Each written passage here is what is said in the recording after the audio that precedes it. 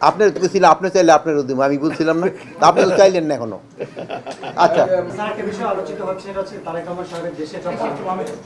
এই ব্যাপার নিয়ে আমাদের এখানে কোনো আলোচনা হয় তাদের কারো কোনো এই বাংলাদেশে কারো কোনো নিরাপত্তার কোনো শঙ্কা নেই। উনি যদি এই ব্যাপারে আজকে কোনো এই ব্যাপারে আলোচনা হয়,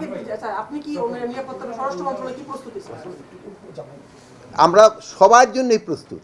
স্বরাষ্ট্র মন্ত্রণালয় সবার জন্য প্রস্তুত আছে এবং স্পেশালি যাদের জন্য দরকার তাদের জন্য স্পেশাল যেটা দেওয়ার দরকার ওইটার জন্য আমরা প্রস্তুত আছি।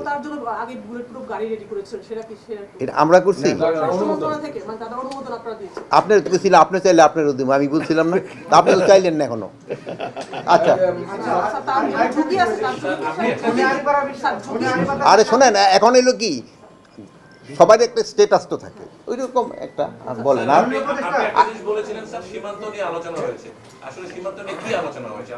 ইলেকশনের সময় আমাদের ক্ষেত্রে ধরেন যে সীমান্ত দিয়ে যেন কেউ আবার ইশারা ইন্ট্রুডার যেন ঢুকতে না পারে, এইগুলির ক্ষেত্রেই মেইনলি আলোচনা হয়েছে।